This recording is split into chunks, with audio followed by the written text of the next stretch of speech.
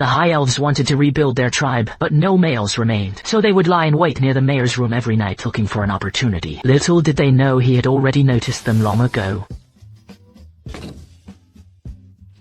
In fact, there is a good reason why the elves are so eager. After all, even a vampire, a race that is theoretically unable to conceive, is now carrying the mayor's child. Surely the revival of the elven race is only a matter of time. The mayor seems to have taken this into account as well. To support the growing population, he needs to keep farming more land. Nowadays, even breakfast alone has to be served in 3 rounds. First, it's the mayor and his wives. Next are the maids responsible for the housework. Finally, it's everyone who missed the first 2 shifts. Of course, some don't make it to any round at all, because by the time they wake up, it's already noon. But the ones who surprised him most were the exterminator angels on the surface. They appear mighty and imposing, but they're quite lazy in private. At mealtimes, they even have the maids feed them. Even their laundry is left for the lizard men to handle. Once everyone is fed, it's time for field work. Interestingly, even this other world has its share of pests.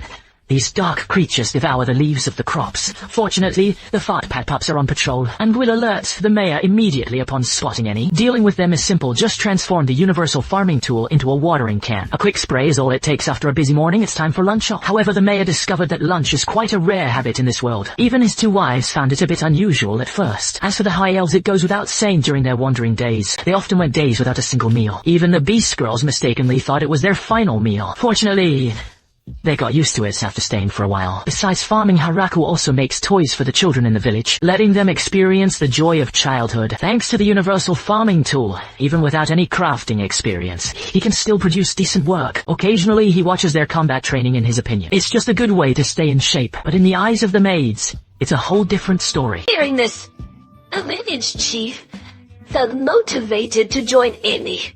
But without the universal farming tool, he was completely helpless and tapped out in just 2.5 minutes. Thinking a wooden sword just wasn't for him, he tried some throwing knives only to realize the weapon wasn't the problem. Instead, his opponent's effortless toss left him completely demoralized. In desperation, he had to pull out his exclusive artifact. The next moment, the spear flew from his hand, piercing through the sky, leaving his little fangirl absolutely starstruck. After the day's work, it's finally dinner time. At this hour, the dining table is always packed. As he listens to reports from everyone, then after a relaxing bath, his simple and modest day comes to an end. The only thing to worry about is shooing away the elf girls hiding in the shadows before bedtime. The next day, a strange man suddenly arrived without a word. He knelt directly before the statue of the god. Strangely, not even the exterminator angels or the inferno wolves noticed him coming. It wasn't until his first wife arrived that everyone realized he was the vampire ancestor. For 40 years, the vampire race had relied solely on contracts to expand their numbers. But Lucy's pregnancy had left him utterly astounded, so he came all this way to see it for himself. Not only was the pregnancy indeed true, but the statue under the tree also piqued his interest. As it turns out, he had spoken with the creator god in his youth, but he could no longer recall the god's face. He had tried to carve his own statues before, but none could compare to Hiraku's work. Seeing that longing gaze, Hiraku knew exactly what he was thinking. However, he couldn't just give the statue away as it belonged to the village. Instead, he offered to carve a brand new one for the ancestor. 2.5 days later, the statue was finished. One look at the ancestor's expression showed how thrilled he was. After expressing his gratitude to Hiraku and the others, he carried the statue back to his temple and ordered the high priest to remove the existing statue in the main hall to make room for the new one he had brought. In return for Hiraku's kindness, the ancestor sent over a magnificent grand piano as a congratulatory gift for the upcoming vampire child. After some discussion, Hiraku decided to place it in the dining hall. When the 3 followers from the Demon King's castle saw it, they immediately lost their cool. They recognized it as the piano from the great temple which they recalled. This reserved only for the most grand ceremonies. Though they didn't know why it was here, the thought of playing it felt like a once-in-a-lifetime honor. But the thought was fleeting. If they accidentally damaged it, their lives would surely be over. So the 3 of them rushed over and pleaded with the mayor, asking for a practice piano. The shabbier and more worn out, the better. Though Hiraku couldn't understand why they wouldn't want a high-quality one, he still asked a merchant to procure an ordinary piano for their practice. However, skilled players were few and far between,